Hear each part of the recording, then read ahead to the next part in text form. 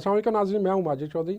Voice of the day में खुश आमदीद। नाज़रीन, आज हम बात करेंगे ख़ास तौर पे हेल्थ के हवाले से लेबॉर्ट्रीज़ के ऊपर हम ये प्रोग्राम करने जा रहे हैं। जो एक आम पाकिस्तानी शहरी है उसको किन मुश्किलात का सामना है, और ख़ास तौर पे जब बड़े बड़े हॉस्पिटल्स और उसके अलावा क्लिनिक्स के ऊपर वो चेकअप के लिए जाता है तो उनको टेस्ट रिकमेंड कर दिए जाते हैं, और टेस्ट क्या होते हैं और जो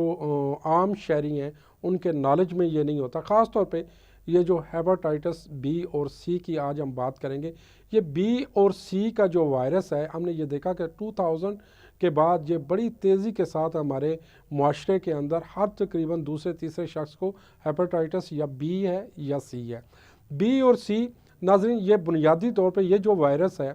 ये वायरस इसमें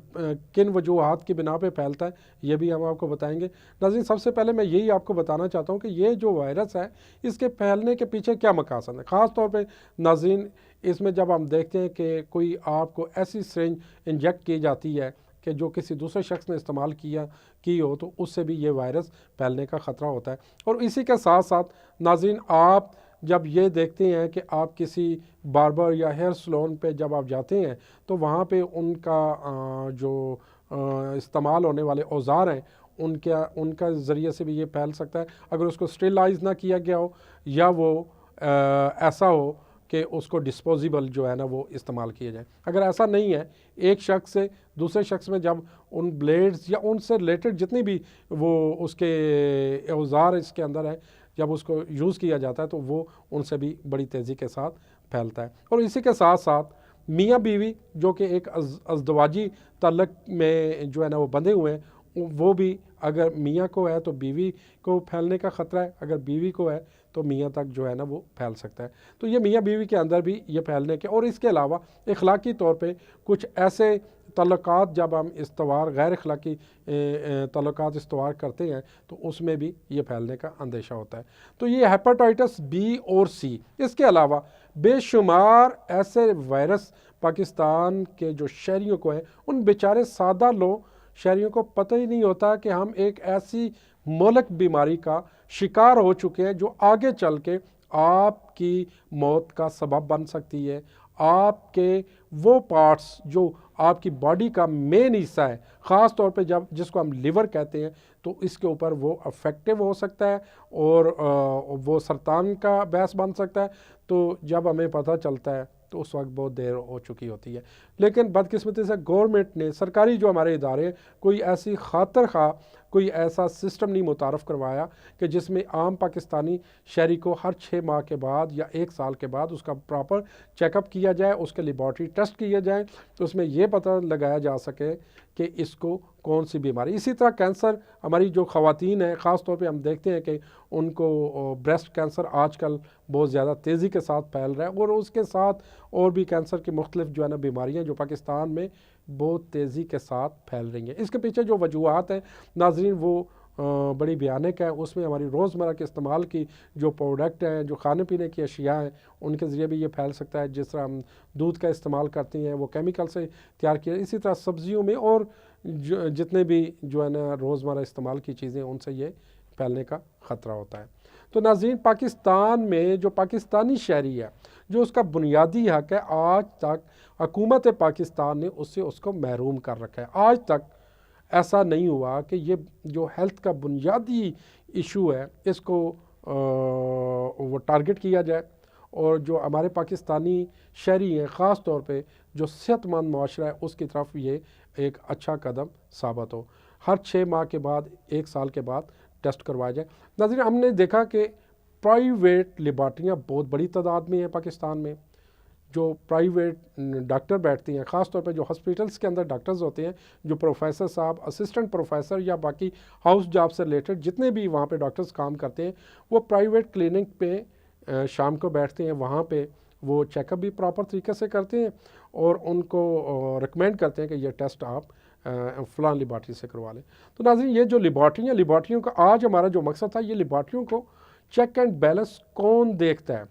कि लेबॉर्ट्री की क्वालिटी कैसी होगी, جو اس کے اندر ایکوپمنٹ استعمال کیے جا رہے ہیں وہ کس طرح کے ہیں، اور اس کے اندر جو ورکر خاص طور پہ جو امپلائز کام کر رہے ہیں، جو ٹیکنیشین جن کو کہتے ہیں، وہ ٹیکنیشینز کا کیا کام، ٹیکنیشین بنیادی کلی کیا کام سر انجام دے، کیا وہ کوالیفائڈ ہے، کسی ادارے سے بھی سرٹیفائڈ ہیں، یا وہ عام روٹین میں کسی کے ہاتھ میں بھی آپ جو سینٹریفیوج مشین سے لے کے جو کچھ سکریننگ ہوتی ہے، کچھ الائزہ پرفارم ہوتا ہے، مختلف اس میں انسٹرومنٹ یوز کیے جاتے ہیں۔ سب سے پہلا جو پروسیس ہوتا ہے وہ بلڈ سیمپلنگ کا ہوتا ہے، کیونکہ ایک عام جو مریض جب لیبارٹری کے اوپر جاتا ہے تو اس سے سب سے پہلا جو کام ہوتا ہے وہ اس سے بلڈ سیمپل لیا جاتا ہے، اور بلڈ سیمپل کو لے کے مارکنگ کی جاتی ہے، پھر اس کو سینٹریفیوج مشین کے اندر اس کا سیرم نکال لیا جاتا ہے، جس سے پھر ٹیسٹ پرفارم کیے جاتے ہیں۔ یہ ایک باقاعدہ پروسیس ہے، اس میں کیمسٹری بھی ہے، اس میں بایو بھی ہے، اور بھی کافی اس میں جو ہے وہ ٹیسٹ ہوتے ہیں، اس کے علیحدہ علیحدہ ایکسپرٹس ہوتے ہیں۔ اس کو پیتھالوجی جو اسپیشلسٹ ہے لیبارٹری کو وہ بھی دیکھتا ہے، اور بایو کا جو اسپیشلسٹ ہے وہ بھی دیکھتا ہے۔ تو اسی طریقے سے ہم نے دیکھتے ہیں کہ ہمارے جو ٹیسٹ ہیں وہ پرفارم کیے جاتے ہیں۔ لیکن آج کا جو میرا یہ سوال تھا کہ پوری دنیا میں جب ہم جاتے ہیں، ہم دیکھتے ہیں کہ دنیا کے جو پرائیویٹ سیکٹر جتنے بھی بزنس کر رہے ہوتے ہیں وہ حکومت پاکستان اور پاکستانی شہریوں کی سہولت کے لیے بنائے جاتے ہیں، تاکہ پاکستانی شہری اس سے زیادہ فائدہ حاصل کریں، اور اکنامیکل بجٹ کے اندر وہ ان کو ایسی پروڈکٹ تیار کر کے دیں جس سے جو ہے وہ کوئی بھی کسی ملک کا بھی شہری ہو تو اس کو وہ فائدہ حاصل ہو۔ لیکن ہمارے پاکستان میں بدقسمتی سے ہم اسلام آباد راول پنڈی کی بات کر لیتے ہیں، تو ناظرین آپ کو اندازہ ہوگا کہ یہاں پہ بے شمار پرائیویٹ بڑے بڑے برانڈ نیم ہیں، لیبارٹریاں ہیں، وہ ٹیسٹ پرفارم کرتے ہیں۔ لیکن آج جو میں آپ کو بتانے جا رہا ہوں وہ آپ سن کے شاید بہت زیادہ حیران ہوں کہ ایک جو BSR جس کو بلڈ شوگر آپ ٹیسٹ کہتے ہیں، اس کا جب آپ ٹیسٹ لیتے ہیں تو اس کے اوپر جو کاسٹ ہے وہ میکسیمم جو ریجنٹ انسٹرومنٹ ساری چیزوں کی آپ اس کے اوپر اگر لگا لیں تو اس کی وہ 10 روپے کاسٹ نہیں بنتی، 20 روپیز آپ لگا لیں۔ لیکن بدقسمتی سے ہمارے معاشرے میں 100 گنا وصول کیا جاتا ہے پیشنٹ سے، اس کا 200 150 100 پلس، بلکہ اس سے بھی زیادہ کچھ لیبارٹریاں چارج کرتی ہیں۔ اسی طرح LFT جسے لیور فنکشن ٹیسٹ کہتے ہیں، وہ جب ہم کروانے جاتے ہیں تو اس کے اوپر جو آپ کا ریجنٹ جو کیونکہ جب سیرم نکالا جاتا ہے تو سیرم کو جب آپ پرفارم کرتے ہیں اس انسٹرومنٹ کے اندر، وہاں پہ جو آپ کا ٹیکنیشین اس کو دیکھتا ہے تو اس کو اندر جو وہ جسے کٹ آپ کہتے ہیں یا ریجنٹ کہتے ہیں جو استعمال ہوتا ہے، اس کی تقریباً ایک ٹیسٹ کی اگر کیلکولیٹ کریں، کیونکہ وہ پورا بیچ لگتا ہے، کیونکہ اس میں 8 10 20 ٹیسٹ اکٹھے لگائے جاتے ہیں، ایک ٹیسٹ کی تقریباً میرے اندازے کے مطابق، میں اس میں غلط بھی ہو سکتا ہوں لیکن میرے اندازے کے مطابق کوئی 300 روپے کاسٹ نہیں بنتی، لیکن پیشنٹ سے 2000 1500 2000 وصول کیا جاتا ہے۔ یہ کتنا بڑا عالمی ہے۔ اسی طرح ہم RFT جو یہ رینل فنکشن ٹیسٹ جسے کہتے ہیں، یہ آپ کے گردوں کی جو کارکردگی ہے یہ بتاتا ہے کہ یہ آپ کے گردے جو ہے وہ صحیح کام کر رہے ہیں یا نہیں کر رہے۔ کڈنیز کا خاص طور پہ یہ جتنے بھی ڈاکٹرز ہیں جو اسپیشلسٹ ہیں، سب سے پہلے وہ آپ کو RFT اور اس سے ریلیٹڈ اسی طرح کے جو کڈنی سے ریلیٹڈ ٹیسٹ ہے وہ آپ کو دیتے ہیں۔ جب آپ ٹیسٹ پرفارم کرتے ہیں تو اس کی ان رپورٹس کی بنا کے اوپر پھر وہ آپ کا چیک اپ اور میڈیسن تجویز کرتے ہیں۔ لیکن یہاں بھی بدقسمتی وہ جو RFT ہے اس کے اوپر بھی تقریباً یہ 250 یا 300 جو ہے اس کی کاسٹ ہے، کمپلیٹ اس میں ساری چیزیں میں انکلوڈ کر کے بتا رہا ہوں، تو وہ بھی پیشنٹ سے اچھے خاصی اماؤنٹ اس کی چارج کی جاتی ہے۔ لیکن یہاں پہ کوئی ایسا ادارہ نہیں ہے کہ جو ان کو چیک اینڈ بیلنس ان پہ رکھے اور ان کو بتائے کہ بھائی آپ نے بزنس کر رہے ہیں، آپ لوگوں کی ہیلتھ کے لیے کام کر رہے ہیں، لیکن اگر آپ نے 10 روپے لگائے ہیں تو آپ ساتھ 10 روپے کما لیں، یہ 200 گنا پرافٹ، یہ کہاں کا دستور ہے؟ اسی طریقے سے ہیپاٹائٹس بی سی جو ہے وہ جب آپ ٹیسٹ پرفارم کرواتے ہیں، کسی لیبارٹری پہ آپ جاتے ہیں تو آپ سے 5000 6000 10,000 مختلف یعنی کہ وہ لیبارٹریاں چارج کرتی ہیں، حالانکہ اس ٹیسٹ کی جو کاسٹ ہے اس میں ایون ایک چیز انکلوڈ کر لیں تو وہ آپ کا 700 to 800 نہیں بنتی۔ لیکن اس کے باوجود ہم یہ دیکھتے ہیں کہ یہاں پہ ایک اندھا بازار ہے، کوئی ریگولیٹری اتھارٹی نہیں ہے، خاص طور پہ لیب کے حوالے سے۔ ہر لیب اپنی مرضی کے مطابق کام کرتی ہے، اور کچھ لیبز نے تو NIH کے جو وہاں پہ جتنے جاب کر رہے ہیں لڑکے. ناظرین یہاں پہ لیتے ہیں ایک چھوٹا سا بریک، اور بریک کے بعد دوبارہ حاضر.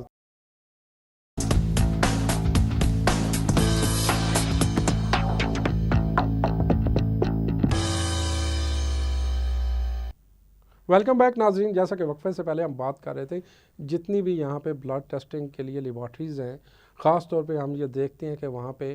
جو سٹاف ہے کچھ تو کوالیفائی ہوتا ہے، باقی جو ہے وہ انہوں نے ٹریننگ سٹاف رکھا ہوتا ہے. اور وہاں پہ کیا ہوتا ہے کہ کچھ جو اب میں ناظرین جیسے آپ سے ڈسکس کر رہا تھا، جیسے ہیپاٹائٹس B اور C ہے، اس کے 2 میتھڈ ہوتے ہیں. ایک ہوتا ہے اسکریننگ، جس سے ایک یہ پتہ چلتا ہے کہ یہ پازیٹیو ہے یا نیگیٹو ہے. پھر دوسرا اس کا جو پروسیس ہے وہ ہوتا ہے الائزا میتھڈ کے اوپر اس کو پرفارم کیا جاتا ہے، تاکہ یہ اس کا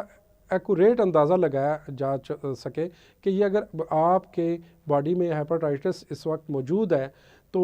لیور کے اندر یہ کتنے پرسنٹ ہے. پرسنٹیج اس کی بتائی جاتی ہے 7 4 6، جو بھی اس کی ریجنٹ کے ریشو کے مطابق جو ہے وہ یوز کرتے ہیں، جو استعمال ہوتا ہے تو اس کے مطابق اس کی ہر کی علیحدہ علیحدہ ریشو بنتی ہے. تو اس میں وہ باقاعدہ ڈیٹیل بتائی جاتی ہے. اور پھر اس کے بعد کچھ ایسے ٹیسٹ ہیں اسی کے اندر جس کو آپ PCR بولتے ہیں. PCR پھر کروایا جاتا ہے. اس میں ایگزیکٹلی کوالیٹیٹیو اور کوانٹیٹیو دونوں چیزیں آپ کو بتائی جاتی ہیں کہ یہ کتنی تعداد اس کے اندر ہے، کتنے جو ہے نا وہ اس کی کاؤنٹنگ آپ بیسیکلی کرتے ہیں کہ کتنے پرسنٹ جو ہے نا وہ وہاں پہ موجود ہے اس لیور کے اندر. ٹھیک ہو گیا. تو ناظرین یہ بنیادی چیزیں، لیکن اکثر ہم نے لیب میں دیکھا ہے کہ وہ اسکریننگ کر کے اس کے اوپر ایک ویسے جب پازیٹیو آتا ہے تو وہ اپنی مرضی کے مطابق اس کی ریشو لکھ دی جاتی ہے، نیگیٹو آتا ہے تو وہ بھی اپنی مرضی کے مطابق وہاں پہ وہ کوٹ کر دیتے ہیں کہ جی اس کی اتنی ریشو ہے. حالانکہ وہ ٹیسٹ کے اچھے خاصے چارجز پیشنٹ سے لیے جاتے ہیں، لیکن وہ ایک چھوٹی سی ڈیوائس اس کے اوپر آپ سیرم لے کے تو جب آپ پرفارم کرتے ہیں تو میرا خیال ہے کہ وہ 200-300 کی ڈیوائس نہیں بنتی جس کے اوپر پرفارم کر کے پیشنٹ کو بتا دیا جاتا ہے کہ یہ نیگیٹو پازیٹیو، اور اندازاً جو ہے نا اس کے اوپر وہ اس کی جو ہے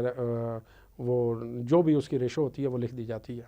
تو ناظرین یہ ایک بہت بڑا فراڈ ہے، خاص طور پہ جو ایسی لیبارٹری ہیں، جو ایسے عطائی ڈاکٹر ہیں، ان کے خلاف گورنمنٹ یا میڈیکل سے ریلیٹڈ جو بھی لوگ کام کر رہے ہیں ان کو ان کا احتساب بھی کرنا چاہیے. اور خاص طور پہ میری آج ان اداروں سے ریکویسٹ ہے، وہ پرائیویٹ جو لیبارٹریز کے آنر ہیں، ماشاءاللہ انہوں نے بڑا اچھا ریونیو پورے پاکستان میں ایک لیبارٹری سے انہوں نے شروع کیا. اس وقت پورے پاکستان میں ان کا وہ سسٹم موجود ہے، ہر جگہ ہر شہر میں ایک برانچ ان کی موجود ہے. وہاں پہ انہوں نے اچھی خاصی ارننگ کر رہے ہیں، اور بلکہ انٹرنیشنل لیول تک بھی شاید کچھ نہ کچھ پاکستانی لیبارٹریز شاید میں بھی ہو سکتی ہیں. جب آپ کو اللہ تعالیٰ نے اس پاکستان سے اتنی عزت سے نوازا تو آپ کو یہ ضرور سوچنا چاہیے کہ جب آپ ایک ناٹ افورڈڈ پیشنٹ آتا ہے، جو ایک غریب پیشنٹ آتا ہے جس کے پاس ٹیسٹ پرفارم کے لیے پیسے نہیں ہوتے، وہ یا تو اپنی زمین بیچ کے آتا ہے یا اپنی وہ گاہیں بیچ کے آتا ہے، یا کچھ ایسے جو ہے نا وہ اپنے گھریلو جو ہے کچھ چیزیں ضرورت کی جو ہوتی ہیں وہ ان کو سیل کر کے پھر آ کے وہ ٹیسٹ پرفارم کرو. اتنے مہنگے ٹیسٹ ہیں، خاص طور پہ یہ جو ہیپاٹائٹس سے ریلیٹڈ ہیں اور کینسر سے ریلیٹڈ ہیں، یہ کافی ایکسپینسو، اور اس کی خاص طور پہ جو میڈیسن ہے وہ بھی کافی ایکسپینسو ہے. تو ان کو یہ ضرور سوچنا چاہیے، ایک ٹیسٹ کے اوپر اگر آپ کی 10 روپے کاسٹ آ رہی ہے تو آپ پیشنٹ سے کیسے 1000 آپ چارج کر سکتے ہیں یا 200 چارج کر سکتے ہیں. اگر ایک ٹیسٹ کے اوپر آپ کی 300 کاسٹ آ رہی ہے تو پیشنٹ سے کس طریقے سے آپ 3000 آپ وصول کر رہے ہیں. تو ناظرین اس میں ایک اور بھی بہت بڑی بات ہے، ہمارا جو میڈیکل سسٹم ہے، خاص طور پہ ہمارے جو پرائیویٹ کلینکس کے اوپر ڈاکٹرز بیٹھتے ہیں، وہ جو ڈاکٹر جن لیبارٹریوں کو ریفر کرتے ہیں، نام لکھ کے فلاں لیبارٹری سے آپ نے ٹیسٹ کروانا ہے، تو ان کا وہاں پہ مارجن ہوتا ہے، ہر ٹیسٹ کے پیچھے 30 40 50% وہ چارج کر رہے ہوتے ہیں. یعنی کہ اگر آپ کے ٹیسٹ جو آپ نے کروائے ہیں وہ 20,000 کے ہیں تو اس میں جو ڈاکٹر صاحب ہے ان کو 6 سے 7,000 وہاں پہ بیٹھے بیٹھائے ایچ پیشنٹ سے جائے گا. تو یہ والا سسٹم بند ہونا چاہیے. آپ کو ٹیسٹ کی گورنمنٹ کا کوئی ایک ایسا ادارہ بنایا جانا چاہیے کہ جو یہ چیک کرے. اگر پرائیویٹ سیکٹر کی یہ جو لیبارٹری آپ نے بنائی ہوئی ہے بیسیکلی کیونکہ پاکستانی جو ہاسپٹلز ہیں وہ بہت کم ہیں اور پیشنٹ کی تعداد زیادہ ہوتی ہے اور ٹائم بھی کم ہوتا ہے، تاکہ ٹائم کو بچانے کے لیے پرائیویٹ لیبارٹریز پہ ریفر کیا جاتا ہے تاکہ وہاں سے جلدی آپ کو رپورٹس مل جاتی ہے. لیکن اس کا مطلب یہ نہیں ہے کہ ان سیدھے سادے مریضوں کو آپ ان کا گلا کاٹ دیں، ان کو لوٹ لیں. گورنمنٹ کو ایک ایسی اسٹریٹجی بنانی چاہیے جو گورنمنٹ ہاسپٹلز کے اندر جو ٹیسٹ پرفارم ہو رہے ہیں اگر وہ 500 کا ہو رہا ہے تو وہ 600 سے 700 800 کا اس کو کر دیں. لیکن یہ کہاں کا انصاف ہے؟ ایک ٹیسٹ اگر 100 پیس کا پرفارم ہو رہا ہے، وہی ٹیسٹ اگر جب آپ باہر جا کے آپ پرائیویٹ لیب سے وہ کرتے ہیں تو وہ 1000 کا وہ کیسے ممکن ہے؟ ان کے پاس کیا ایسا سورس ہے؟ یا کچھ جو لیبارٹریز ہیں ان کے جو آنر ہے وہ یہ کہتے ہیں کہ ہم رینٹ پے کرتے ہیں، اچھی خاصی بلڈنگز ہم نے رینٹ پہ لی ہوئی ہیں، پھر ہمارے پاس جو انسٹرومنٹ ہے ہم دیکھیں آپ کی ایک بار کی انویسٹمنٹ ہے، اس انویسٹمنٹ کو آپ کیلکولیٹ کریں تو میرا خیال ہے کوئی 5-6-10% بھی وہ نہیں بنتی. آپ اس کو ٹیسٹوں میں ایڈ کریں. لیکن یہ جو ٹیسٹ ہیں جو ہمارے غریب جتنے بھی لوگ ہیں بیچارے وہ اسی وجہ سے وہ ان لیبارٹریوں میں یا ہاسپٹلز میں خاص طور پہ نہیں جاتے کہ انہیں پتہ ہے کہ جب ایک مرتبہ وہ جائیں گے تو پہلی مرتبہ ہی ڈاکٹر صاحب ان کو کہیں گے کہ یہ ٹیسٹ آپ کروا کے آئیں. وہ ٹیسٹ کم از کم کوئی 15-20 ہزار کے ٹیسٹ ہوں گے. وہ بیچارہ جب ٹیسٹ پرفارم کروا کے آتا ہے، پھر اسی طرح میڈیسن ہے، میڈیسن کے اندر بھی کمیشنز ہیں باقاعدہ فارماسوٹیکلز، اور پاکستان کے اندر جتنی بھی میڈیکل سے ریلیٹڈ جتنی بھی کمپنیاں کام کر رہی ہیں وہ جو پروفیسر اسسٹنٹ پروفیسر ہمارے ہوتے ہیں وہاں پہ جاتے ہیں، ان کے گھر کی کارپیٹنگ کرواتے ہیں، ان کو ایسے لگوا کے دیتے ہیں، بلکہ ان کو آؤٹ آف کنٹری کے ٹور پلان کر کے دیتے ہیں کہ یہ ہماری میڈیسن کو آپ ریکمینڈ کریں اور زیادہ سے زیادہ جو ہے وہ پیشنٹ کو کی جائے تاکہ ہم اس میں آپ کو ساتھ ایک پرسنٹیج بھی وہ معقول پرسنٹیج آپ کو دیں گے. تو یہ والا جو دھندا ہے یہ بند ہونا چاہیے. یہ جو ہیلتھ کے ساتھ ہم نے کھلواڑ کر رہے ہیں اس کو بالکل بند کرنا چاہیے. اور یہ ہمارے جو ڈاکٹر ہیں ہم کیونکہ جو ڈاکٹر ہے اس کے ہاتھ میں مریض کی جان ہے. اللہ تعالیٰ نے ایک شفا رکھ دی آپ کے ہاتھ میں. یہ دنیا کا سب سے مقدس پیشہ ہے، اس سے شاید ہی کوئی مقدس پیشہ ہو، لیکن ہم کیا کرتے ہیں کہ اس کو استعمال کرتے ہیں اور اس بیچارے کا گلا کاٹتے ہیں. یہ بند ہونا چاہیے. اور فارماسوٹیکل جہاں پہ جتنی بھی میڈیسنز ہیں خاص طور پہ ہم یہ دیکھتے ہیں کہ جو لوکل ہماری بنائی جاتی ہیں یا انٹرنیشنل لیول پہ بھی جو اب منگواتے ہیں تو یقین کریں کہ ان کی کوالٹی اگر کسی ترقی یافتہ ملک میں یا کسی اور کنٹری میں جا کے وہ آپ میڈیسن دیں تو وہ اٹھا کے ردی کی ٹوکری میں پھینک دیں، کیونکہ ان کی نہ تو کوالٹی ہے اور پھر یہ اس وجہ سے میڈیسن جو ہے نا وہ ٹھیک نہیں بنائی جاتی کہ اگر پیشنٹ کو 1 گو میں اس سے آرام آ جاتا ہے یا پیشنٹ پہلی مرتبہ ہی ٹھیک ہو جاتا ہے تو ظاہری بات ہے کہ ان کا جو روزگار ہے وہ بند ہو جائے گا. وہ کہتے ہیں کہ رپیٹ ہونا چاہیے، پیشنٹ آنا چاہیے، بار بار آئے گا، 1 سال 2 سال 3 سال 10 سال، تاکہ وہ آئے گا تو ریونیو جنریٹ ہوگا. تو یہ والا جو مکروہ دھندا ہے یہ بند ہونا چاہیے. اور ہمارے ڈاکٹرز بہت اچھے اچھے ڈاکٹرز ہیں اور ایسے اچھے لوگ بھی اللہ تعالیٰ نے پیدا کیے ہیں جن کے ہاتھ میں شفا ہے اور اللہ تعالیٰ نے ان کو بہت کچھ نوازا ہوا بھی ہے، اس معاشرے کا حصہ ہے. لیکن خاص طور پہ یہ میڈیکل سے ریلیٹڈ جو آج ہمارا پروگرام تھا، ہم نے یہ دیکھا کہ ہمارے جو پاکستانی شہری ہیں ان کو کافی زیادہ تکلیف ہے. وہ بیچارے نہیں افورڈ کر سکتے، وہ زندگی اور موت کی کشمکش میں ہیں، وہ موت کے منہ میں چلے جاتے ہیں کیونکہ وہ کہتے ہیں کہ اپنے گھر کا ہم چولہا جلائیں، اپنے بچوں کے لیے روزی روٹی لے کے آئیں، یا ہم ٹیسٹ پرفارم کروائیں یا میڈیسن لیں، اتنی ایکسپینسو میڈیسن ہے. تو ناظرین اس کے اوپر ضرور سوچنا چاہیے اور ہماری حکومت وقت اور جو ہمارے ادارے ہیں ان کو بھی سوچنا چاہیے. اسی کے ساتھ اپنے ہوسٹ ماجد چودھری کو اجازت دیجیے گا. اللہ حافظ.